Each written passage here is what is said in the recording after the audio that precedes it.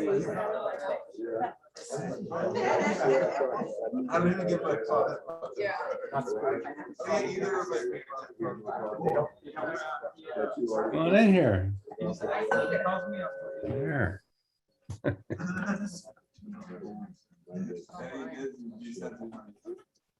Welcome, everybody. Good to see everyone tonight. Welcome, everybody that's logging in at home.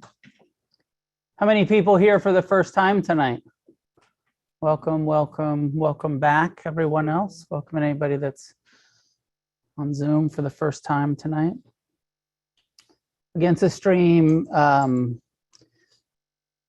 is a Buddhist meditation center, Buddhist meditation tradition, grounded in the Theravada, which is the southern school of Buddhism, as practiced in Thailand, Burma, Sri Lanka, and but also very much an American Buddhist tradition that is also inspired by some of the northern schools of Zen and Mahayana, Vajrayana, Tibetan Buddhism.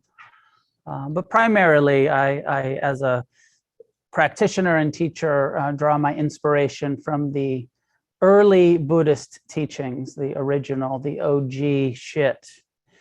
And but some of the later developments in Buddhism are very interesting and worth discussing and practicing some of it. So, you know, my sense of Against the Stream and Buddhist Sanghas communities is that there's a lot of different levels. One is that you can come here and you can learn how to meditate. If that's what you're looking for, you come regularly, you'll get meditation instructions, you'll learn how to meditate.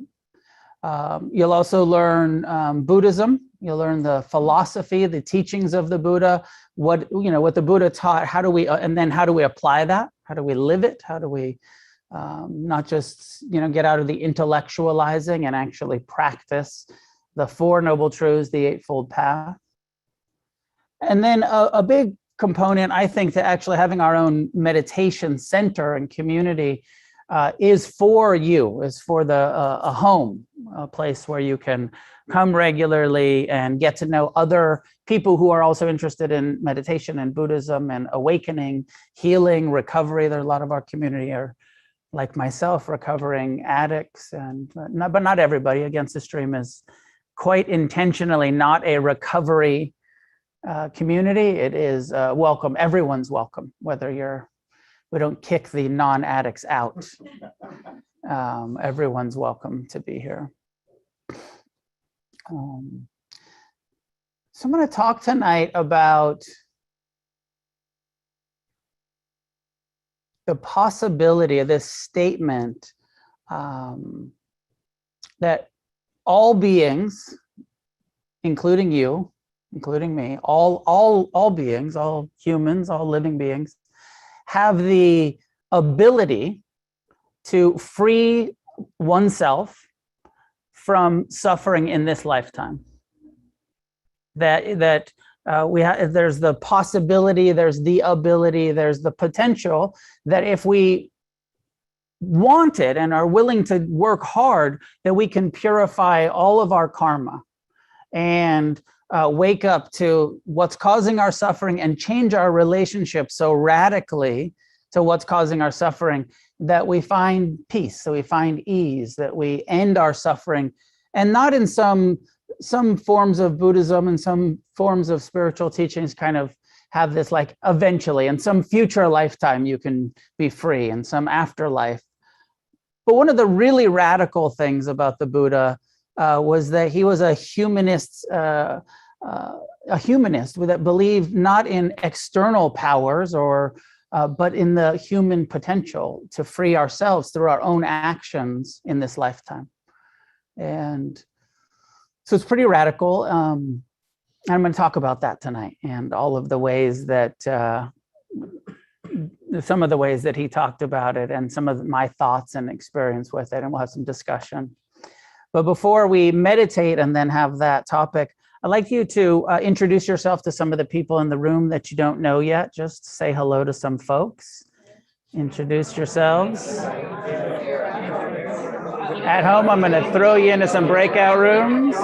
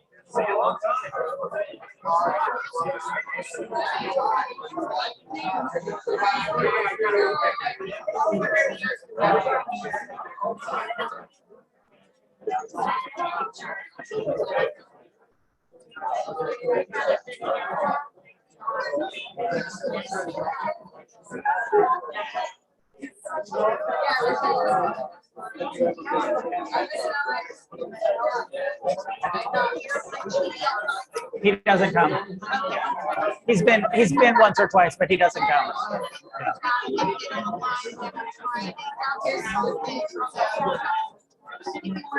He lives like Thousand Oaks or somewhere really far.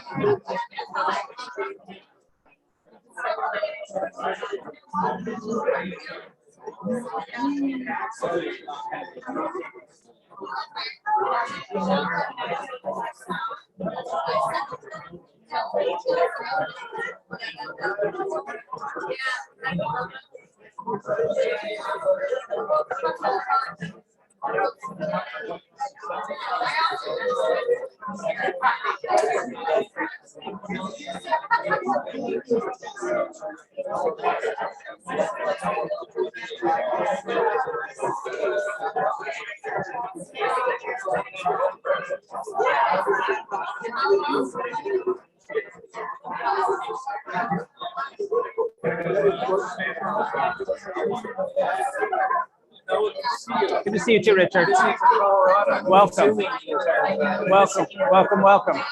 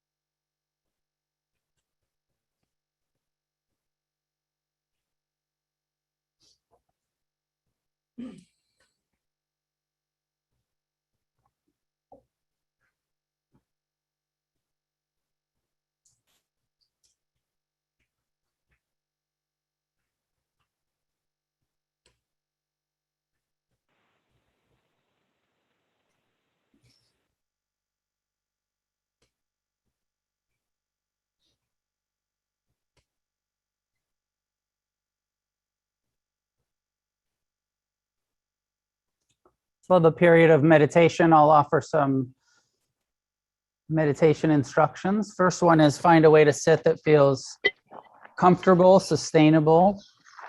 Good boy.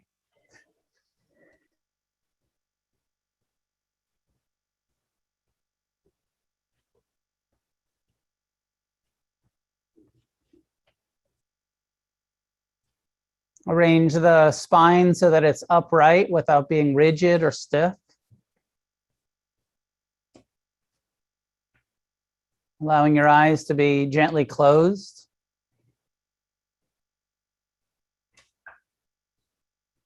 Just settling into the posture, feeling all of the sensations in your body connected with the sitting posture. Contact with the cushion, the chair, the floor.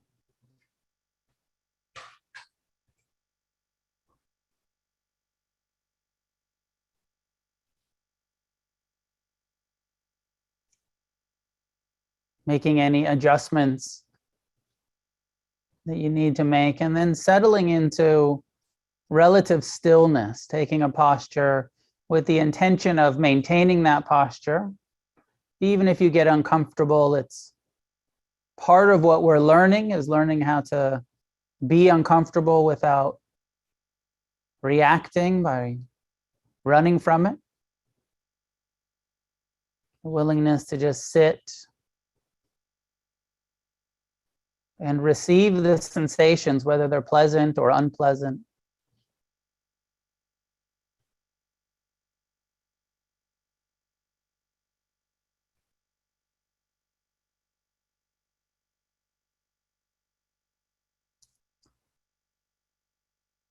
And remembering why you're meditating, what your intention is, your aspiration.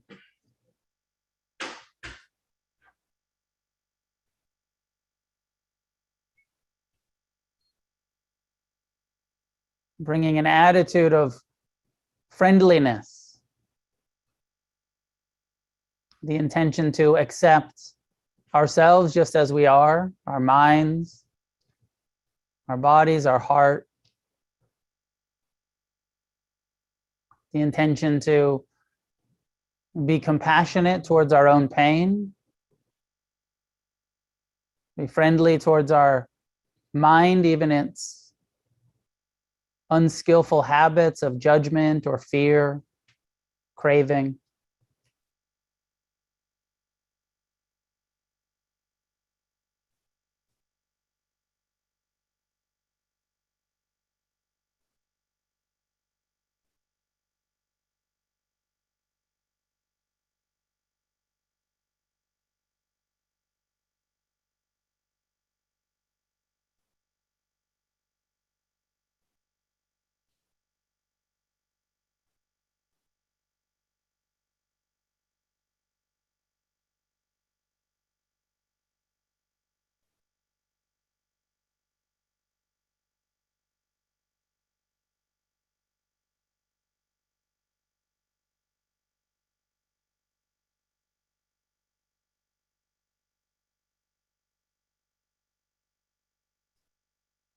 And bringing the attention to the sensations of the breath, mindfulness of breathing,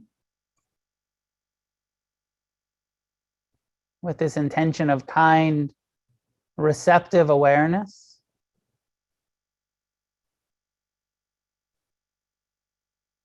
Breathing in, know that you're breathing in, feel the sensations the breath creates.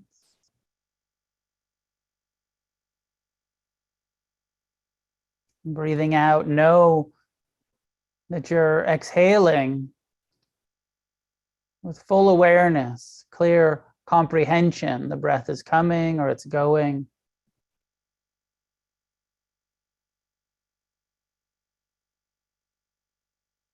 Let the attention be relaxed, receptive. A relaxed focus on the breath rather than rigid or overexerting. Just let the body breathe and receive the sensations the breath creates.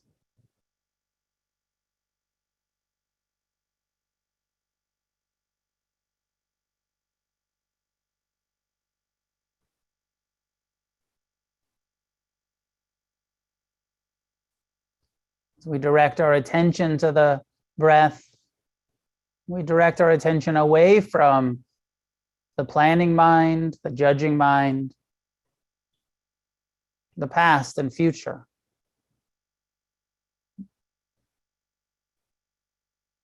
Bringing our full attention to the here and now. Body sitting, breathing. Keep it real simple.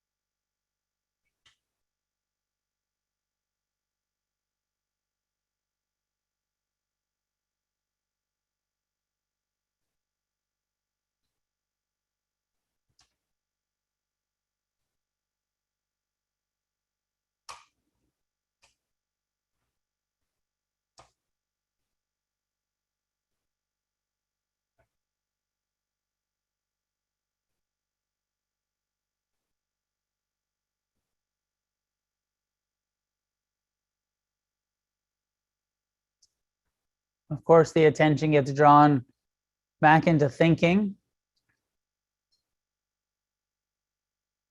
Naturally, we spend a lot of our time thinking. We're not trying to stop our minds,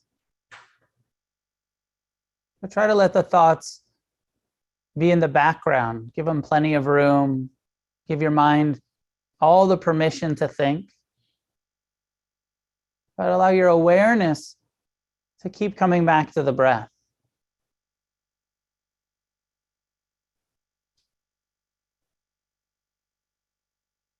Ignoring the mind rather than engaging with it for now. Just let it be in the background. Keep coming back to the body sitting, breathing.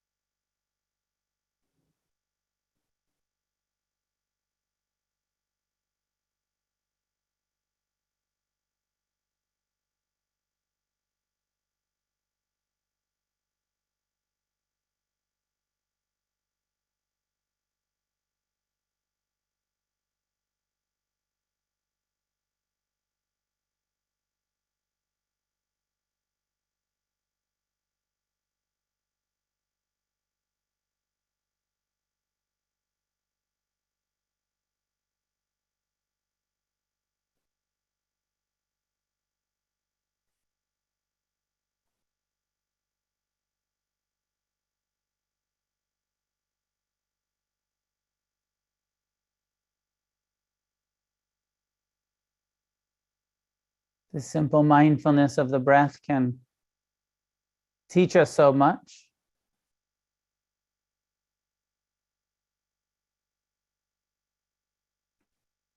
the truth of impermanence revealed with each impermanent breath arising, passing.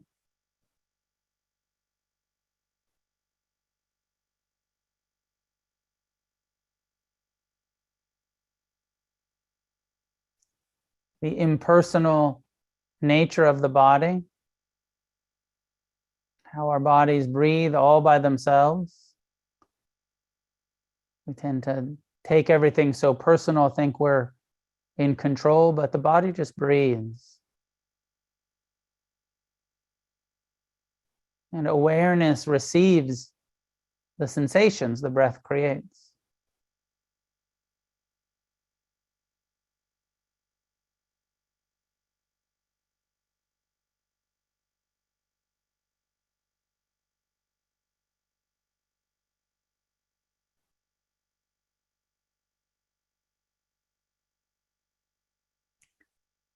You can choose to keep it simple and just stay with your breath, or you can begin to expand. The Buddha encouraged a more fully engaged with our whole being type of mindfulness, rather than the narrow focus on the breath. Expanding the attention to your whole body, your heart, your mind. Present time, non-judgmental kind awareness to what your mind is doing, to what kind of emotions are present, including the sounds and smells, images.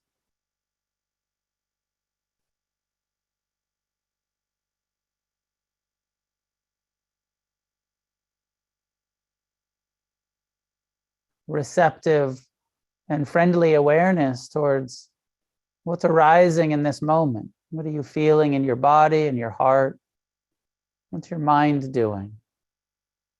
Thinking about the future, the past. Fantasizing, resenting. Bring awareness to your mind. Observe it like you observe the breath. Receive, know what your mind is doing. We begin to see that just like the body breathes, the heart beats, the mind thinks all by itself. Even when you're not trying to plan or remember, thoughts just arise.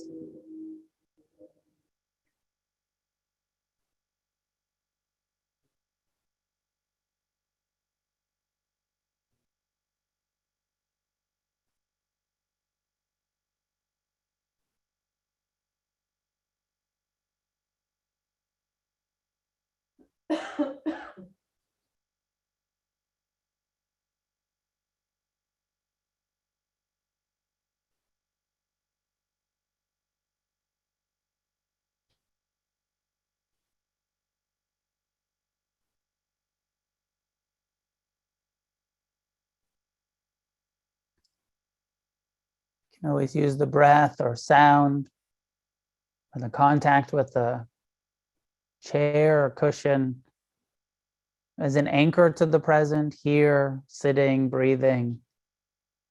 When you get lost in the stories the mind is telling, just come back to the body.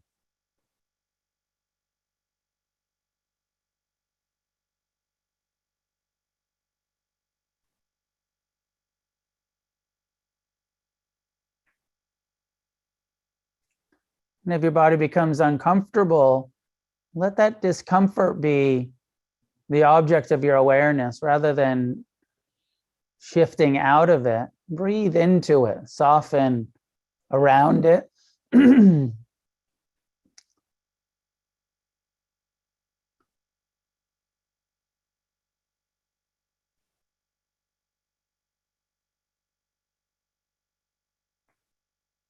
Try to bring friendliness to the discomfort rather than the habitual aversion, rather than needing to avoid this physical discomfort, just relax into it, accept it as much as you can.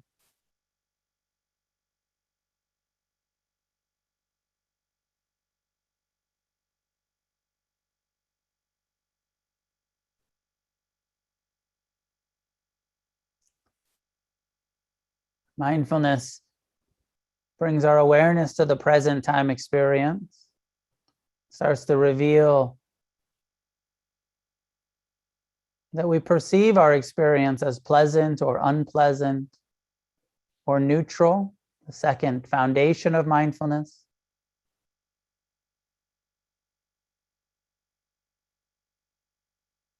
And it becomes clear that our suffering, our unhappiness,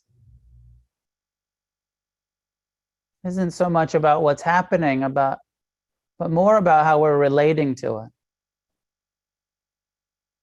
It's not the pain, it's our fear of pain, our aversion, our hatred. When we meet pain with kindness, with mercy and compassion, it's not such a problem anymore. Just discomfort.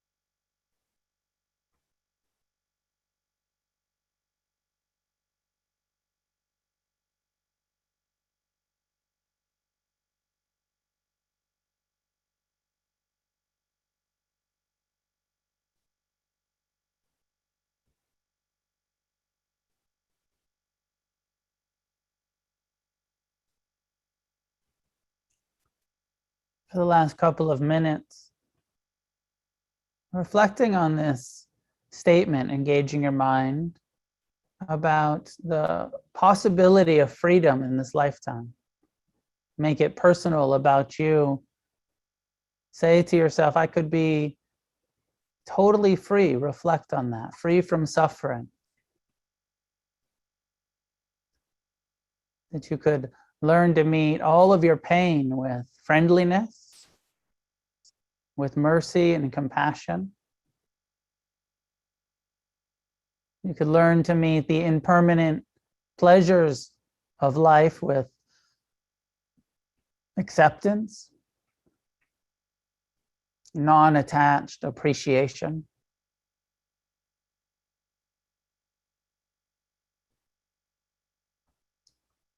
That we're not stuck, we're not broken, we're not unable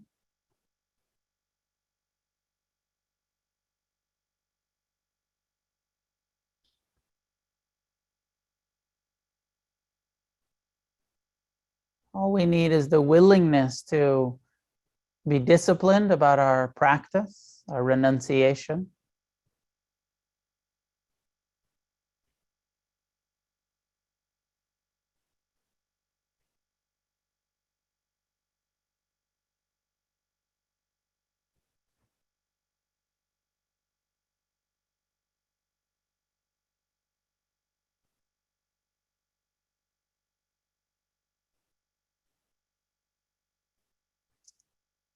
Asking yourself, how free do you want to get?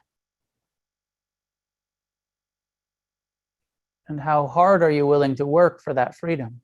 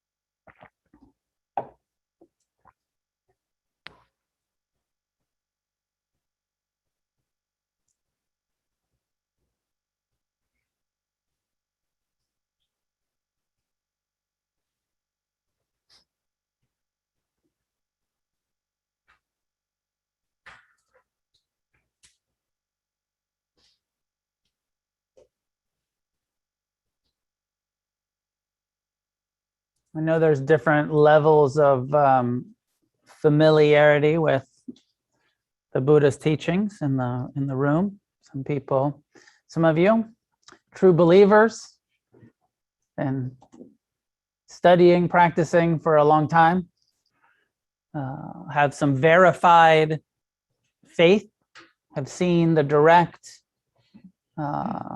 results of long-term meditation practice and renunciation, and seen the transformation directly in your own life. Some of you, a little bit new, not so sure. Sounds like a bill of goods. Don't quite have the direct experience yet, still sort of kicking the tires, making sure, seeing, and this is really the spirit of Buddhism, the Buddha's teaching, which is see for yourself. Don't believe me. Don't. There's not a lot of faith asked for in early Buddhism and traditional. It's much more like, here's a practical path for you to experience for yourself. You have to do all of the meditating yourself. Nobody can meditate for us. You have to do all of the renunciation for yourself. Nobody can do it for you. You have to do the work. But the core, and it's pretty fucking lofty, right? Like, it's not saying, in America, there's been, we've taken mindfulness out of Buddhism, which sometimes and derogatorily is called McMindfulness, fast food meditation, on your app for 7 minutes. And with this, and kind of started happening like in the 70s and 80s with the kind of cool hippie psychologists who are like, let's see how this meditation that we're doing will work to decrease stress, mindfulness-based stress reduction. And it works. Like I'm talking a little bit of shit, but I'm also a fan of the fact that Buddhist mindfulness has been secularized and brought into science and brought into neuroscience and brought into psychology and medicine, pain management, all of these different areas of applying the Buddha's teachings and pretending like they're secular psychological tools. I think it's great on a lot of levels. And for sure it works to decrease your stress and to increase your sense of contentment a little bit. And it depends on what we want. Depends on what you want, why you're meditating, what your intention is. But the Buddha was, there's this saying, which always confuses me a little bit, common thing, quote of the Buddha where he says, I only teach one thing. He says, and I only teach the truth of suffering, that we all normalizes it. Suffering is normal, not your fault. You're not doing something wrong. You take birth, you suffer. He says, I teach that truth, that we all have some suffering. It goes with birth, aging, sickness, death. Suffering is not all of life, but part of our experience. That I teach that is the truth for all of us, and the end of suffering is possible in this lifetime. First, we have to turn towards it, acknowledge it, stop denying, minimalizing, avoiding, pretending like we're as happy as we look on Instagram. Stop, fronting and being like, oh no, I'm cool. I got my shit together. I'm not suffering. First, we have to see the truth of like all of the subtle, there's the big sufferings. A lot of people in our community and myself, like we come to meditation, Buddhism out of desperation because of big suffering, the suffering of addiction, the suffering of mental illness, the suffering of big heartbreaks, losses. And so there's those big ones. But then there's just the little ordinary, average, everyday. One of the ways that suffering, one monk that it translates it as stress. And so just thinking about like, what was stressful today? What did you experience as stress is suffering, right? The absence of contentment, of peace, of being at ease is suffering. And so there's the big ones where it's like, seems unbearable. And then there's just the like being stressed at work, in traffic, and conflict, in finding a parking place for the fucking meditation center, whatever it is, of like, I'm suffering about going to try to not suffer so much.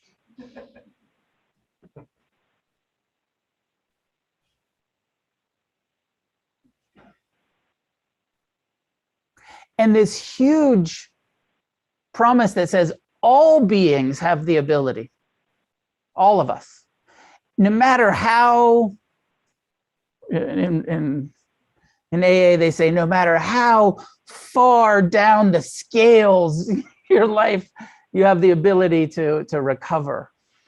The Buddha says, no matter how confused you've become, no matter how bad your karma is based on your actions in this lifetime. Because I know for myself, when I came here, I was like, I don't know, I've hurt a lot of people. I've hurt myself. I've, you know, I don't know if I can be free. And it sounded like a little far-fetched. Enlightenment, freedom, liberation sounded a little too mystical to me. It still does in some ways, although my definition, my experience has sort of changed what my early ideas were. Like if your idea of freedom is that you're going to experience bliss all of the time, you'll be disappointed. If your idea is that you will be comfortable all of the time, that you will not have pain anymore, that's not possible. That's not what the Buddha is teaching. He's saying, and this is very important to get our mind around, that there's a huge difference between pain and suffering. As I was saying in the instructions tonight, the encouragement to, like, it's okay to be uncomfortable. Learn to be physically uncomfortable without turning that physical discomfort into suffering. Learn to be emotionally uncomfortable, difficult, anger, fear, loss, loneliness, without turning that difficult emotion into suffering. It's just painful emotion, painful sensation. Without meditation, in the beginning, it's not possible. But in the long run, the more we meditate, we can come to the place where we increase our tolerance for pain to the point where we learn to be merciful and compassionate and forgiving, and we're not suffering about all of the difficulties and stressors and pains of existence. That's sort of the bad news of this whole big promise, because you hear free and you know, doesn't your mind think like comfortable, happy? I want shit to feel good all the time.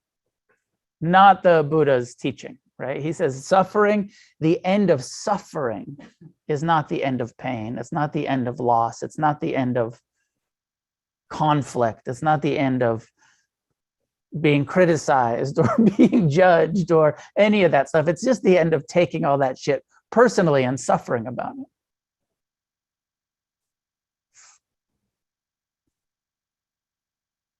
So no matter what your karma is, if you're committed, the teaching is you can free yourself. You can purify all of your karma.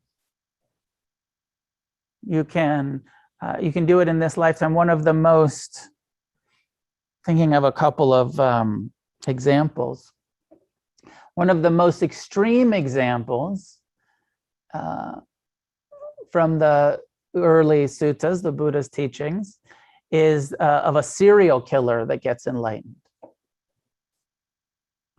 And so I'll tell you the story, but just for a moment, you think like, well, I'm kind of a, you know, you think you sort of hate yourself, low self-esteem, whatever. You think I can't do it.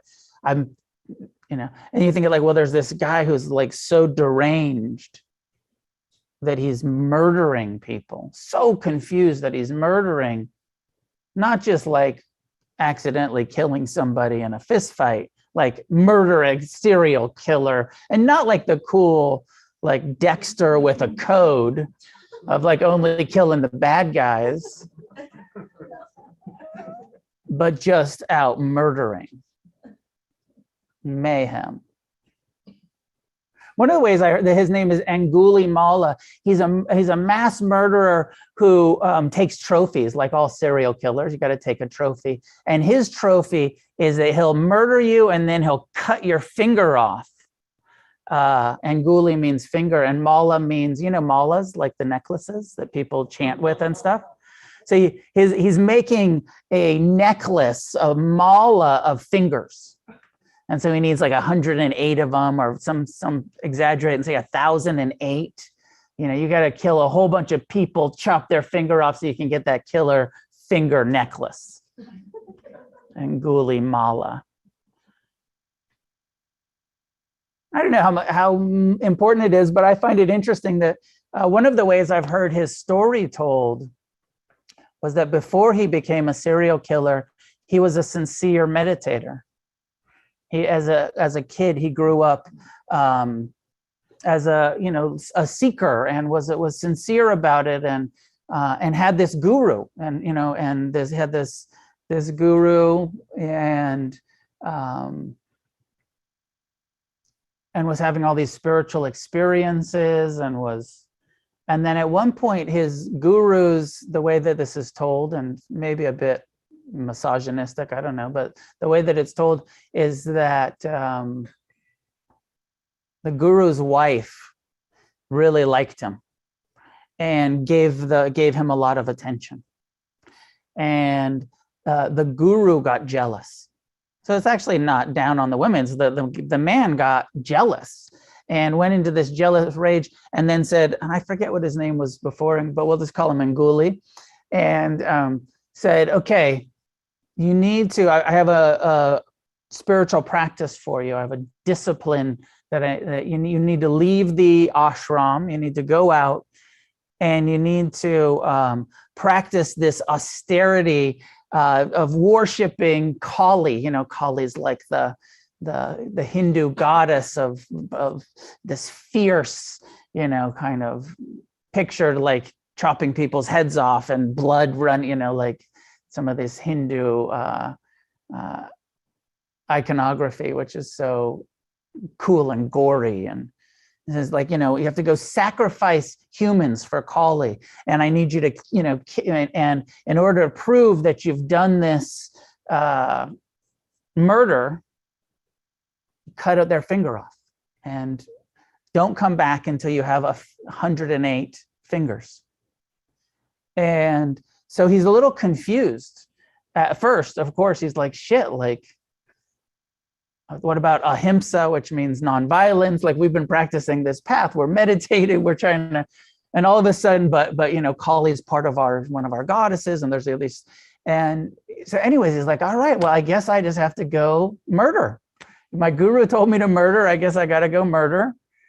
And kind of got a little bit of a slow start, and like killed somebody and felt bad about it, but was sort of exhilarating. I was like, oh, it's a kind of, did it again. He was like, oh, that's kind of rad. Just like chase people down and murder them and cut their finger off. And then he was just, it was like bloodlust, you know, like at some point he got into this, and you know, in these Buddhist and Hindu, there's this whole understanding that like, I'm not my body, you know, and this is not our identity. There's reincarnation, and this whole sort of like, well, you just kill them and they come back, and it's not that big of a deal. It's their karma. Don't worry about it too much. And part of the kind of magical part of the story is that the more that he murdered, the more powerful he became. And he got like these like superpowers, what are called siddhis, these like spiritual powers, where it came that the more he had murdered, he could like run faster and faster. And he could go so fast that even people on horseback couldn't elude him. And so he'd just run up and tear you off the horse and cut your finger off. Will kill you and then cut your finger off. And then at one point, he was like close to completing his mala, but everybody knew that, you know, so people were running from him. There was like kind of people were hiding. The villages were empty when he'd go to murder. And he's like, well, I'm going to go kill my mom. I need one more finger, and I know where my mom is, and I'm going to go get that bitch. Dear old mom.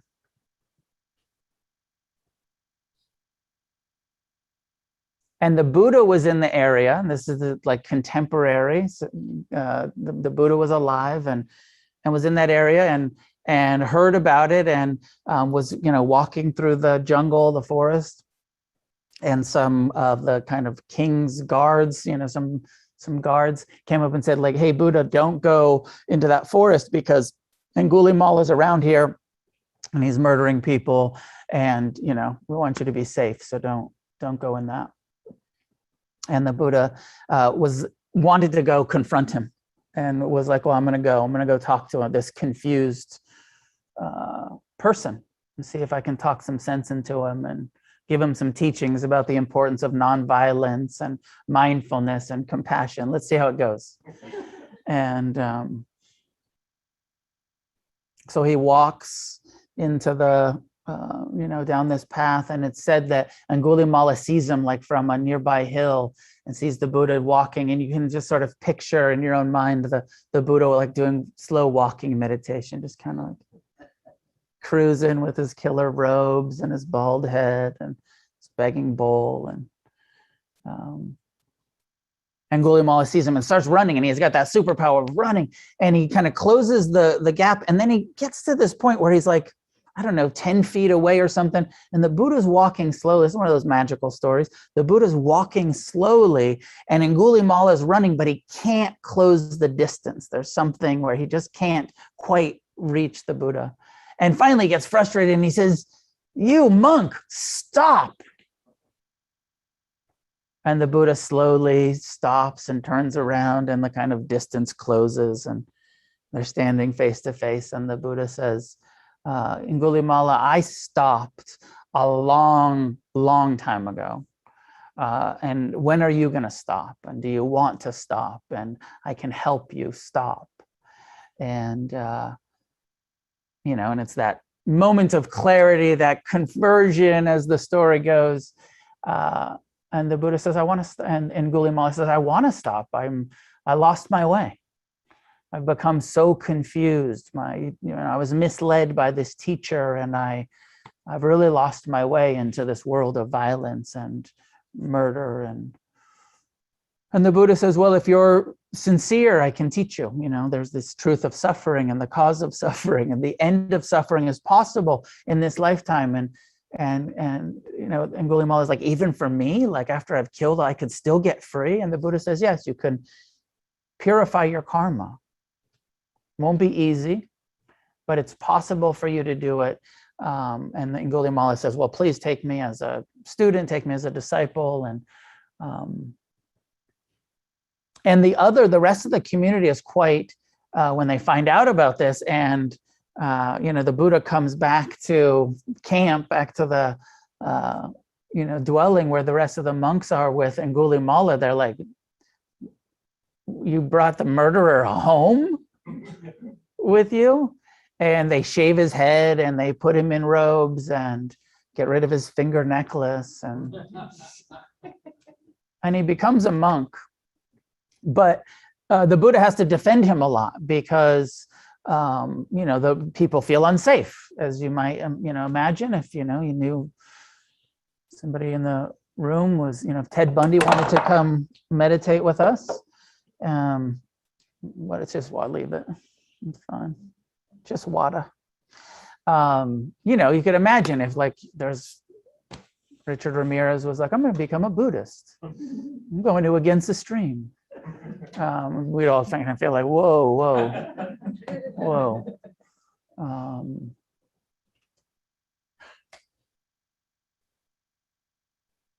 And the kings at one point came, and Angulimala was already like in robes and all monked out. And they said, what happened? Like, you were walking over there, and we're going to try to find him. We're going to try to kill him. And the Buddha said, like, well, if he had become a monk, if he joined our Sangha, would you give him forbearance? Would you allow him to live with us? And the king or the guards or whoever it was like, well, I guess, because you're, an enlightened being, you're an awakened one, but that's never going to happen. That's just an impossibility. People don't change. And this is that big archetypal, story. It's probably not a true story, but it's a story. And then Buddha says, well, this monk, this bhikkhu here is formally Angulimala. He's the murderer you're looking for, and he's become a monk, and he is vowed to nonviolence and to these precepts and to developing the wisdom and compassion that we can develop in this lifetime, into purifying his karma.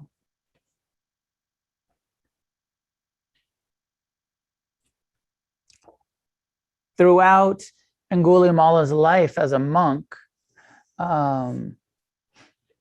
it's said that he was repeatedly attacked and beaten by villagers. They would go on their begging rounds and people would be like, that's the guy that killed my cousin. And he'd be attacked and beaten. And he would come back kind of bloody, but nobody murdered him, but they beat him with sticks and threw rocks at him. And he would come back to the Buddha and say, like, I can't defend, I've taken this vow of nonviolence and I probably deserve this, but what do I do? Should I just go live in a cave and avoid people? And the Buddha said, no, you live with us, you do what we do, you go into town, and and if people beat you, you just bear it. You just take it. This is you purifying your karma. You created this, and this is your way of getting free. And that not only would people beat him, but that also he had what we would call terrible luck. So not only would people attack him, but said that if he was walking past a second story window, flower pots would just fall on his head. And that sometimes when people weren't even trying to hit him, like somebody was throwing rocks at a dog, it would miss the dog and hit him in the face. The kind of karma was just drawn to him. And many times he went to the Buddha and said, I just don't know if my body can make it. I'm trying to be compassionate. I'm trying to be tolerant. I'm trying to bear all of this bad karma, negative, painful experiences that are happening to me. And the Buddha every time just said, you got to take it. You got to just see it as an opportunity to purify some of the karma that you created in this lifetime. And this is without even going into past lifetimes. And at the very end of Angulimala's life, he had practiced, he had purified his karma, he had lived for decades practicing nonviolence, meditating, doing the renunciation, celibate, doing this incredibly disciplined life of a monastic, and became an arahant right at the end, which means a fully enlightened being at the end of his life. So obviously I share this example, and it's used as a teaching example that says even that guy could get completely free, and so can you, so can I, so can anybody, no matter what you've done, no matter how traumatized you are, no matter how addicted you've been, no matter how unskillful you've been in your life, you can get free if you're willing to meditate, seriously meditate. If you're willing to practice renunciation, take a vow of nonviolence, and a nonviolence that's not just physical violence, but with our speech, with our actions, with the way that we respond to people, with the kind of way that we treat people with different views on social media, with all a kind of pervasive kindness, a pervasive nonviolence, friendliness, even towards the most confused people on the planet.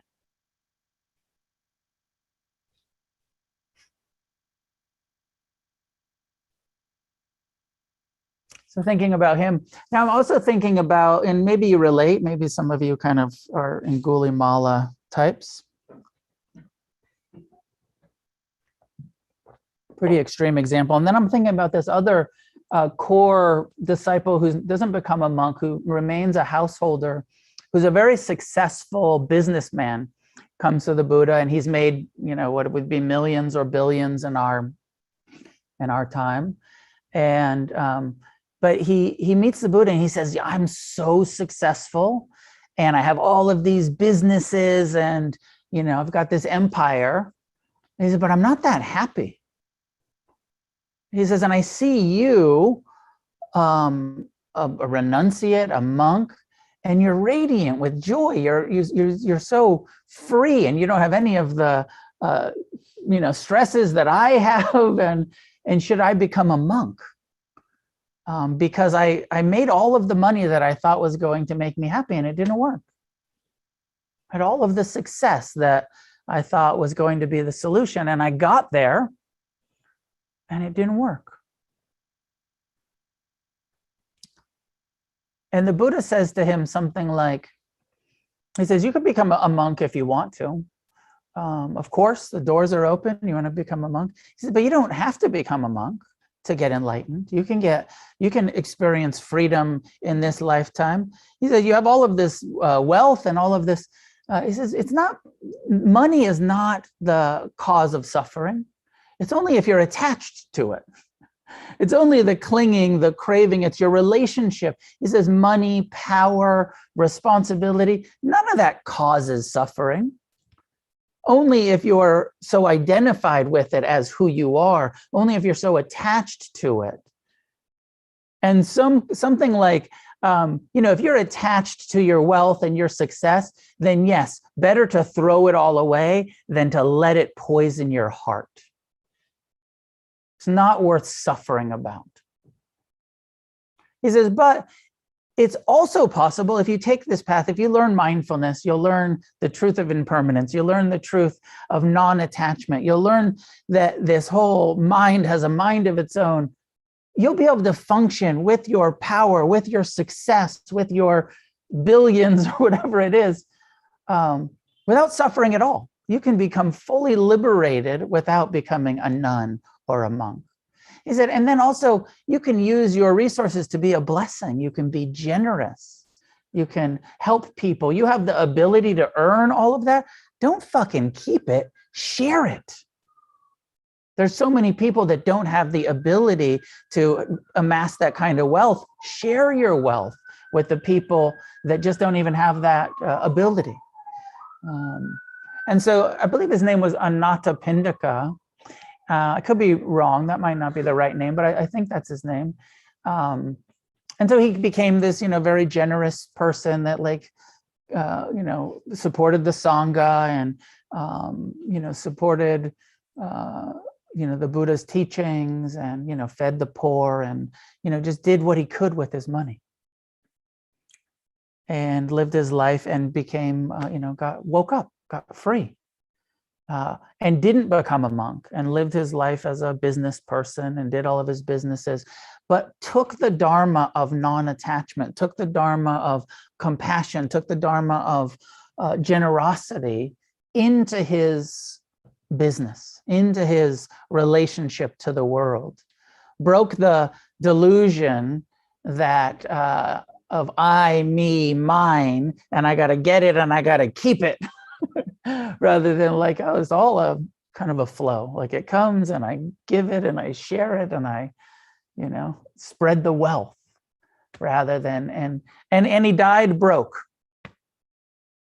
and there's that whole idea that, even in ancient India and continuing to now, which is this sort of make all of your money and then leave it to your ancestors. This, rather than spend it all in your lifetime.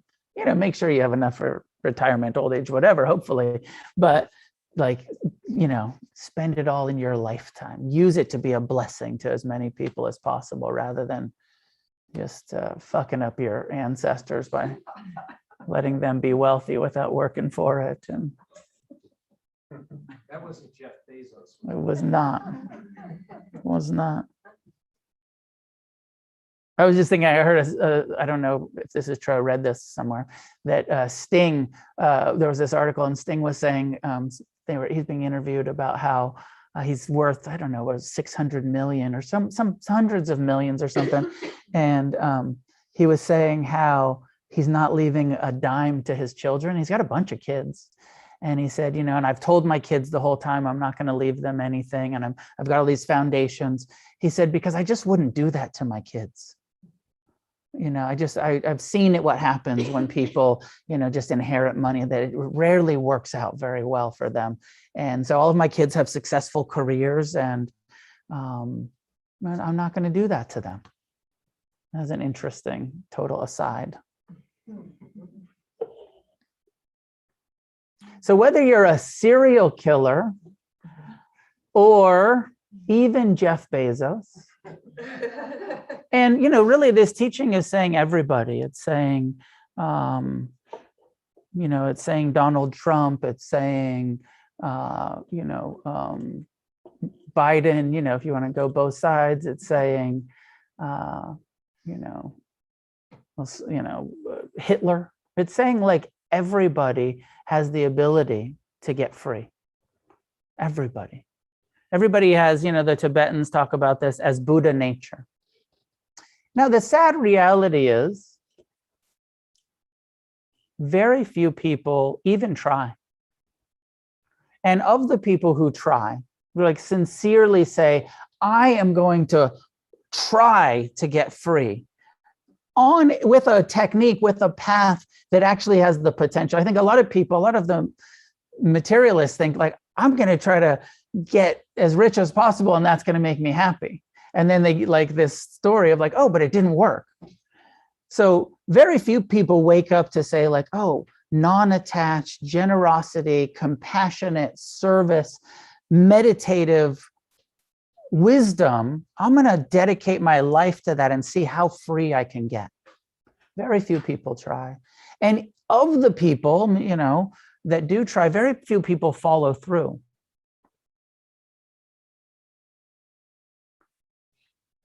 I asked you tonight to end the meditation by reflecting on how free you want to get and how hard you're willing to work for it, how committed you are. So, simply like acknowledging that often it doesn't match up of like, oh yeah, I really want to get free. I really want to end my suffering. I really want to have that kind of liberation that I can meet my pain with compassion. I want to do that.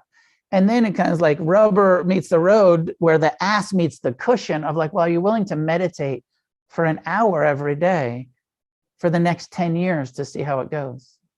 Could you do that? Can you just commit to getting your ass on the cushion and being mindful and doing some forgiveness and doing some loving kindness and doing some compassion? Do you want it enough to meditate every day, to go on silent meditation retreats? Do you want it enough to not keep all of your money, but be generous with it, share it with others? Do you want it enough to practice the 5 precepts, to practice nonviolence, radical nonviolence, not just not being a serial killer, but really being kind, being tolerant, being forgiving, even of your enemies, even of the most confused people, to being honest, rigorously honest, all of the time, even when it's inconvenient, uncomfortable, to being wise and careful with our sexuality, abstaining from inappropriate relationships, being honest in relationships, not cheating, not manipulating. Do you want it enough to not use drugs and alcohol? Now, a lot of our community is in recovery, so like we are free from drugs and alcohol by necessity. But this is a bigger dilemma for people interested in Buddhism who aren't addicts and aren't in recovery. Now, the Buddha's teaching on the 5 precepts, he says, if you want this freedom, there's no place for recreational drug and alcohol use. Drugs and alcohol put you to sleep. If you want to be awake, stay sober so that you can be mindful all of the time. One of the reasons we like the effects of drugs and alcohol is because they sort of dull the mindfulness, right? It takes the edge off of reality. That's pleasant. But freedom from this perspective comes from totally facing reality just as it is all of the time.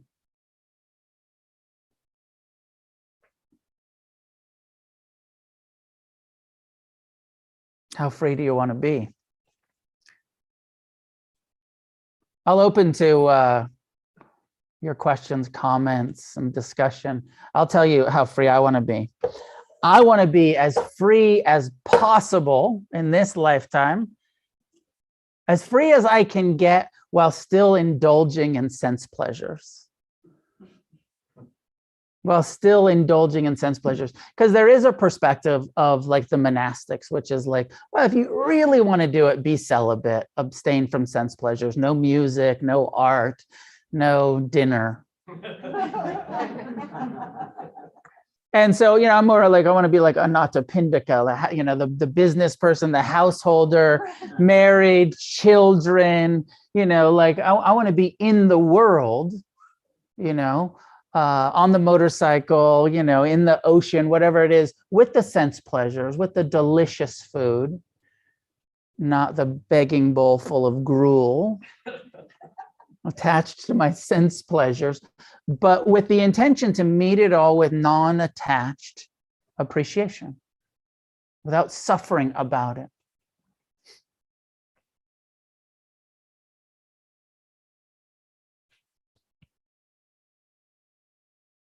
So what are your thoughts, questions, comments at home or in the room? How free do you want to get? And does it make sense? And again, I'm not asking you if you believe this. I'm saying like, this is the teaching. The potential is that we can all do it. If you want to do it, you can do it, but you got to do the practice. So many of us read the books and it sounds so good. And it like, I want it, but I'm not actually meditating. And we're kind of showing up in our relationships the same old way. I'm going, how come I'm not changing? Well, I haven't done the inner work yet, or I've only been doing it for a year. And it's a gradual process. I love to quote the Dalai Lama, who says, commit to your practice, check in on your progress every decade or so. And that if you meditate, if you give yourself an hour of practice and renunciation a day for in 10 years, you'll look back and you'll be like, I am so much more at ease in my own skin now, 10 years later. I'm so much easier to be honest and to be kind and to be forgiving, to be non-attached. And then in 20 years and then in 30 years, you'll see like, oh yeah, this shit has not just decreased my stress, it has increased my freedom by 70%, by 80%, by 90%.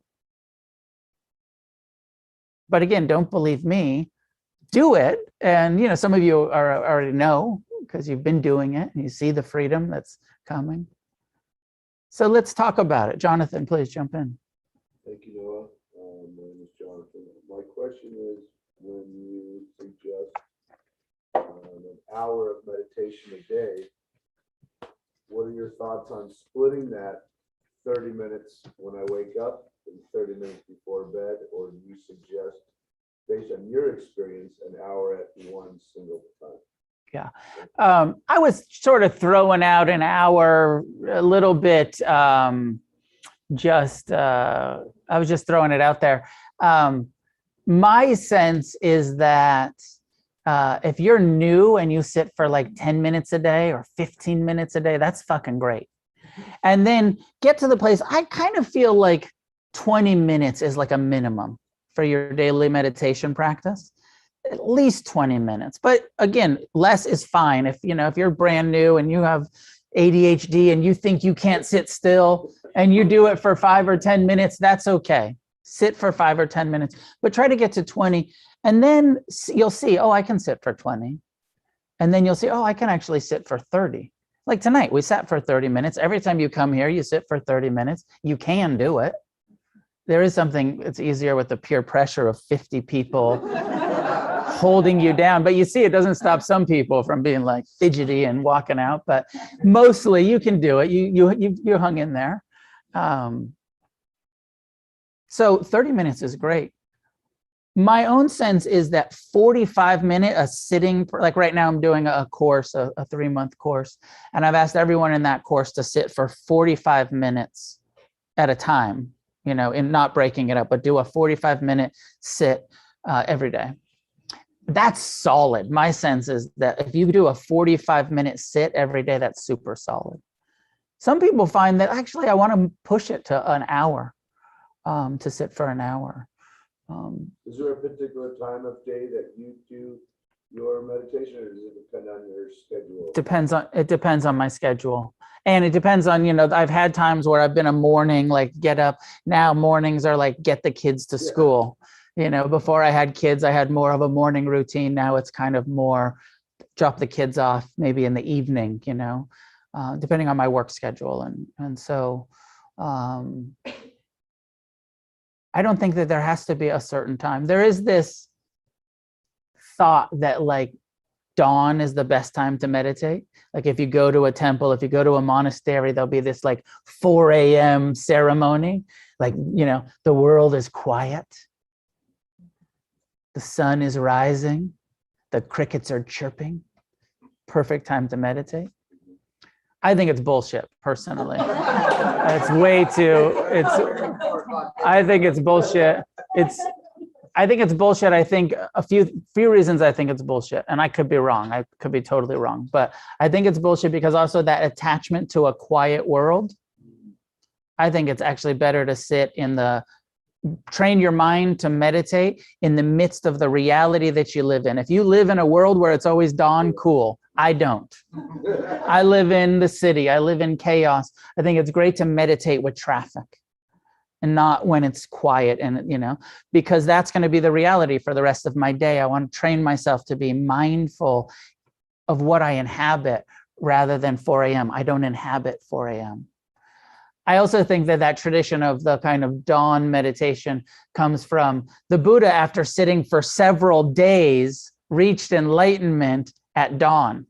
And so people are like, okay, well, maybe we can cheat it. I'm not going to sit for days, but if we get up at dawn, maybe we can get enlightened like the Buddha did. So anyways, I'm not a fan of the early mornings, obviously. Thank you. Please go. I was going to kind of go off that question. Just kind of like your thoughts on so I've lived in LA basically my whole life. What are your thoughts on I know it's an inside job, and I find myself getting constantly pulled into just the hustle and bustle of social media and texting and the fast pacedness. And I'm wondering, even though it's an inside job mostly, what do you think the importance is of living in a slower town, or even who you surround yourself with, or your job, of changing the external to kind of set yourself up for perhaps more inner peace? What's the significance? Let me repeat it for the people. Could you hear? The question was about this kind of is there some wisdom to, when we get serious about the practice, to maybe change some of the externals of our, rather than being in the fast-paced, busy city, would we be better off meditating if we lived in a small town or in the country, or, and then also about the people that we hang with. And so several different levels to that. For sure, as you know, always talking about the company that we keep is quite important. Sangha is very important, and you want to, as much as possible, have positive influences around you. People who are like, did you meditate? I meditated. You want to go to meditation? You want to, making friends with people who are doing what you're trying to do. This is part of the function of Against the Stream, part of the function of the Sangha. It's probably not so great if you're the only meditator you know, right? It's probably not so great if in your circle, you're the only one practicing, because then you're the weirdo and you're the kind of outsider rather than it's being mirrored. I know I sit in a weird place since I'm the teacher and all of that, but everybody I know that's close to me meditates on one level or another. Not everybody has a disciplined daily practice, but I'm not that interested in people that don't have a practice. I don't know, I have some old punk rock friends that don't, but then all of the close people in my life have a practice on one level or another. It's so important, so important. And So I don't really know the answer. You can try it, like try moving to Fresno. No offense, Julie. Or somewhere, I don't know. My experience, and my experience is I started meditating in Santa Cruz in the late 80s. Then I lived in San Francisco for almost 10 years. Then I was in New York City, and then I've been in Los Angeles for the last 16 years now. I like cities. I like meditating in cities. I like living in cities. I like visiting the country. Like I love, the redwoods are amazing. The desert, like I like visiting those places. But all of my 30 years of practice has been urban. And, we go on these retreats, and I, go to Thailand or India, and like traveling and visiting those places and doing the retreats and, wherever is very cool. But I have very intentionally had my meditation centers in San Francisco, in the Mission District, and in New York City. We were on Bleecker and Houston. Like we were right in the mix in New York City and in downtown. Here in Venice, we were in Santa Monica, we were in Hollywood. Like, I like practicing in the city. As far as the social media stuff, meditate before you check your phone, and then meditate with your phone, like really bring your mindfulness. Somebody the other day was showing me about how they had like mindfulness bells on their phone, like it would ring. I think the Thich Nhat Hanh has an app, the Plum Village, where it gives you a mindfulness bell every hour that reminds you to come back to the present. But also bring mindfulness to as you're looking at your phone, as you're looking at social media. I really like to practice. I like social media. I'm on there.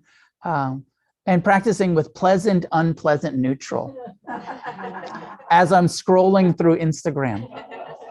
And like, because it just immediately, if you're being mindful, you see, oh, this is pleasant.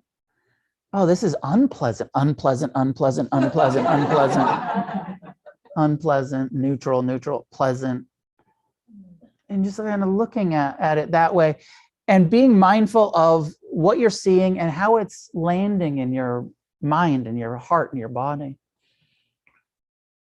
Ultimately, it all becomes practice. It becomes integrated. I don't think we have to go anywhere to develop the wisdom that we're seeking, but we do have to find the people and the community and the willingness to get our ass on the cushion every day and to make the time for retreat and to make it more central in our life.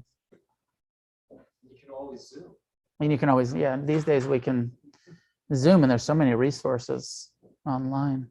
Judy, last comment, we'll end here. I lived in the middle of the woods for 25 years, as you know, on a river, and if you don't fix your internal life, you're just as miserable in the middle of the woods as you are in the city. Also, it's not quiet. I know city people think it's quiet in the woods. It's never quiet, ever. And cranes fighting in the morning sound exactly like car alarms, only you can't yell at them to shut up. You can't turn them off. It has its perks, but my experience is you fix yourself, and then it doesn't matter where you are. Thank you. I'm going to end there since we're out of time. Happy to talk to people after class. I've got some new, Judy, who just shared, made this drawing. And it's a new t-shirt that I made, death metal against the stream Venice. So we have that. And then my friend, Scott Sylvia, old friend, tattoo artist, made these this design, Dharma Punx shirt, FTW PMA. And so we have them here if you want. There's also a sweatshirt, some new designs on the merch. We have them here. At home, you're gonna have to wait for like another week or two because I got to get the photos taken for them to get posted, for then my mom to be able to send them to you. Yeah, my mom does the mailing. Some of you know my mom, and she's on the class tonight, so you could harass her. She already has the merch. It's in Santa Cruz. You could go pick it up, Jeff. So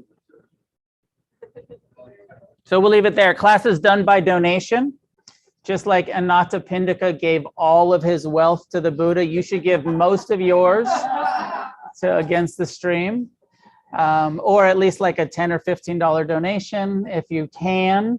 If you can't give a donation, you're welcome to be here regardless of ability to donate. Thank you all for being here. And see you next week. May any goodness that comes from our practice be shared outward in all directions with all living beings.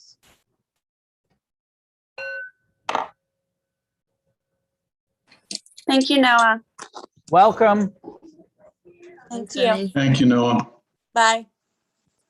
Thank you, Noah. Welcome. Good night. Thanks, Noah.